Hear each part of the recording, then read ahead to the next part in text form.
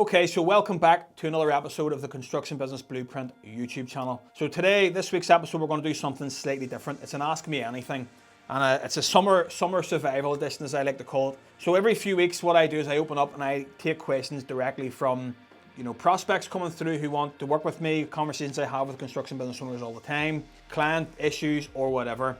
And we've even got a wee bit of a wild card at the end about some comments that I get under my posts, etc, etc. Today we're going to go through it. I haven't planned any answers today. I've got the questions written down and I'm just going to answer them off the top of my head and just get the first thing that comes to my head essentially.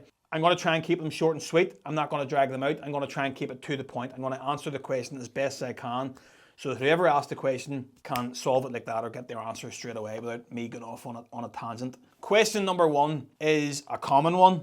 How do I step back from the day-to-day without my business falling apart the second I'm not there? There's a few things I would do here. Number one would be document, write down what falls apart. So I know you're saying everything falls apart when I'm not there, but literally write down what falls apart. So is it, the admin, the pricing? Is it that the guys are literally running around, bumping into walls, don't know what to do, don't know how to do it? What is exactly going wrong? Try to actually get abundantly clear on what is going wrong when you're not there, or what the first thing to feel is when you're not there. Number two is usually communication with the team.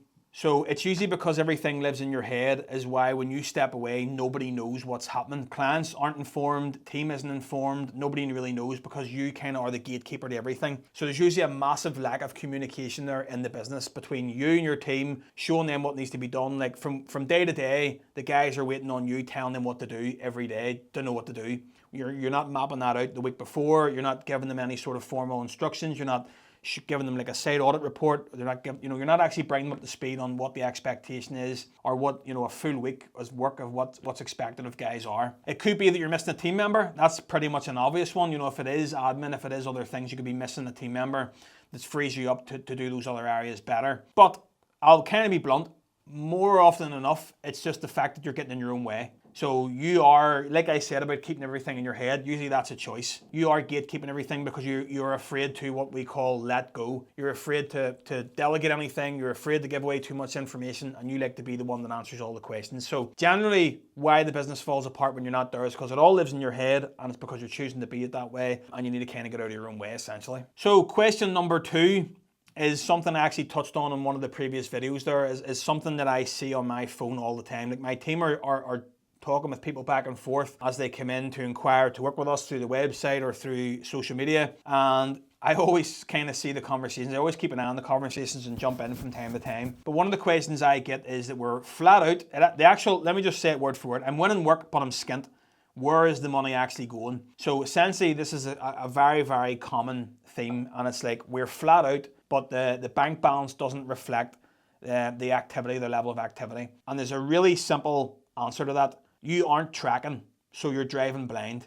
So the reason why you don't know where the money is because you are not tracking it. You're not tracking project costs, you're not checking your estimates, you're not actually tracking every penny in and out of the business. That's why you have no idea where it is. Now, a different question is, where is it actually going that it said in the end of that? So where is it actually going? So it's usually a build-up of a couple of things. So it's usually your payment terms with suppliers, or payment terms first of all with how you're quoting for your jobs, like your payment terms with your clients. So are you taking deposits up front? Are you taking milestone payments? Or are you still one of these dinosaurs that is waiting to the end of the job to get paid, which is absolute commercial suicide? So that means that you're funding the project right through to the end, so you're always in a cash negative. Number two, your payment terms with suppliers is going to be another one. So are you paying for cash for materials as you go? So again, you're funding the project, so you're actually in a double negative. You're not claiming for the work and milestone payments, but you're already out of all the materials and subsidizing all the labor through it as well. So your payment terms with your clients and your payment terms with your suppliers as well is another big one. I would say the other third most common one is scope creep. Scope creep is when there are extra works or variations or things that are not being tracked in the business and not being priced and brought to the client, or you're waiting until the end of the project to bring up extra works, and then there's a whole falling out at the end of the job with what's actually due and what's not actually due. And actually probably the biggest one, again, I know I'm throwing things in there, but there's more coming to me as I'm thinking about it. the majority of it comes from your estimate. And again, if you're not tracking, like I said, you're not tracking, so you're running blind. If you're not tracking to see what way the project ended up in terms of profitability, you don't know if you ever priced a job correctly as well. So most of you thinking that you're pricing jobs and sticking 20-30% on, that 20-30% is eaten up by your overheads or other things. And because you're not tracking that, you actually have no idea. But it usually comes down to actually pricing the project from the start. So hopefully that answers that question. And yeah, if you need help with any of those, by the way, I've got the answer, so reach out. Okay, another extremely common one is a hiring problem. So I hired an office person, take the admin off me. Why do I still feel like I'm doing everything? Okay, so this is a similar answer to the first one, and it's you need to get out of your own way. So usually when you take a hire on board, there's a lot of things that can go wrong. So you haven't mapped out the expectations early. You haven't laid out the roles and responsibilities of that person and what they should be doing on a day-to-day basis. You've just kind of said, look after the invoicing, look after the quotes, deal with this, deal with that. But you haven't mapped out how that actually works, what that process looks like. You didn't do your due diligence when you hired that person, so maybe that person isn't up to scratch, and that's because you've just hired maybe somebody you knew, your partner, your daughter, your friend, whoever. You just took somebody on without actually doing the due diligence on what their experience is. You haven't interviewed them because you didn't have the confidence to, and you just took on the first person you seen and they aren't up to scratch. So sometimes that can just be what it is. So the other one is no training, or you didn't delegate properly. So kind of similar answer to the first one. Setting the expectation of when you bring somebody into the business, it's not just a case of bringing them in on day one. Again, I touched on this on a previous video there. It's not just a case of bringing somebody in and then walking away. So what the big mess that you used to deal with before, all you're doing is lifting that mess and putting it on somebody else's desk and walking away. That's not delegation. That's not, handing over processes or something to do. That's just taking your shit and landing on somebody else's desk. So question 4, another common one. I put my prices up and lost 2 jobs. Did I go too high? Well, maybe, but maybe not. Probably not, actually. The only person that kind of knows that the answer to that question would be you. There's so many variables here about increasing your prices, but what I always say to my clients is when you increase your prices, or if you're losing jobs, or if you're not winning work, price is usually the last place that you would look. So the first and foremost, the first place to look is, are you pricing the project for the right client? So what are the client's expectations? Are they looking for a 10K project with a 5K budget? If so, then because the price was 10K for the work, that's not why you lost the job. It's because that client wasn't a qualified client. Their expectations were too low. A lot of times it could be right back down to the presentation of the quote, who you were competing against. There's so many variables here, but the only exact science really for this is to, again, be abundantly clear on your margins. And to do that, you need to be pricing everything at a cost, adding on your overhead percentage, and then adding on your profit margin. So you'll know that you have a certain margin there to play with. If you're only putting 20% margin on the job and you're not winning the work,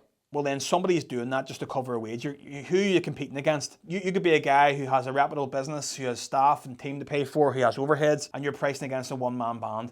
They're always going to be cheaper. If the client values the cheapest quote, then they're not the client that you want to be pricing for anyway. So that goes back to the earlier answer. But to answer the question, a way to know this is, and to answer the question as directly as possible, I know there could be so many different variables here. So the best way I can think of to answer it is using your conversion rate. So out of all of the projects that you're pricing, you should only be winning about 50%. That's a good gauge. That means that you're not too expensive, but you're also not too cheap. So if you're winning every project you're pricing, you're far too cheap. If you're losing every job, you're either shit at what you do, you've got a bad reputation, or you're far too expensive. If you're somewhere in the middle, then you're doing okay. How to know when you should increase your prices is if you're over that 50% mark of how you're winning work. If you're winning about half of your quotes, 50%. If you're 60 plus, you can increase your prices straight away by 10% and then review it again and see where your conversion rate is. If you're less, then you need to look at why. Is it how long you're taking to get quotes back? If it's the right client in the first place, there's so many variables as to why you're not winning work. But that conversion rate is the answer to when you should know whether to increase or decrease your prices, or whether you should adjust your prices. So that's kind of the answer to that question. It's all based on your conversion rate, and you should be only winning about 50% of the projects that you're actually pricing. Okay, so question 5 here, another common one, and to be honest, one that my clients face all of the time. My team thinks that the systems that we're trying to put in place are just more paperwork. How do I get them to actually follow them, and how do I actually get them on board? Let's be honest, people don't like change. People don't like change because that's just human behavior. Something new, something to add on. But let me be really brief with this answer and try and answer it very quickly, is most team members won't take on something new or a system or a process because they don't understand why they're doing it. They don't understand how it benefits them because that hasn't been clearly communicated. So when you're putting a system or a process or trying to try something new out with your team, you don't just go from a Monday of doing something one way and on Tuesday saying, here, now you have to do it this way and fill out all these forms. You have to bring them on board and talk them through why you're doing it, how it impacts the business, how it's going to help them, because they have to benefit from these things. So you have to communicate why you're doing something. It's not just enough to say this is what we're doing and dictate to them, it was white, now it's black, and that's just how it is, and just get on with it. And if you don't like it, lump it.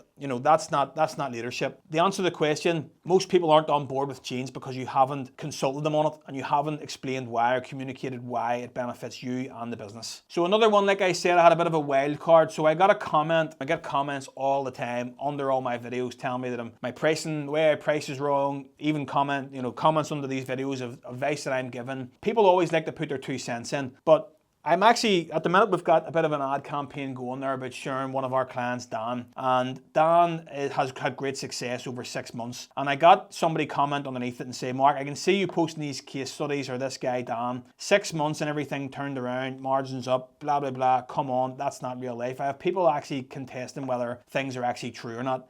And I want to address that one as well. It's a fair comment because I want to just address the fact that it's not all plain sailing. These guys that come into me and we work together, it's never straightforward from the start. So all these problems that we have above are all things that we face all the time. The difference is that there's somebody in their corner at all times to deal with those problems as they come. So the answer to the question, that guy's right. It's not all sunshine and rainbows. It's not all straightforward, but it is true. And these guys are real lives examples of it because like everything that I go through in these YouTube videos, it's all well and good to take in the information that I'm talking about here on camera, and it's one thing to go away and then implement that, and I try to make that as easy as possible for everybody during these videos. I try to break it down, I try to give people actions on what to do, but if there's someone there at every step of the way, no matter what goes on, to answer a question, to show them how it's possible, to actually walk them through the process step by step, to adjust things when they go wrong, that's how that happens inside 6 months. So yeah, we can't expect me to issue a framework and for you to just watch this video and fix all those problems. Like, I answered those questions for those guys, but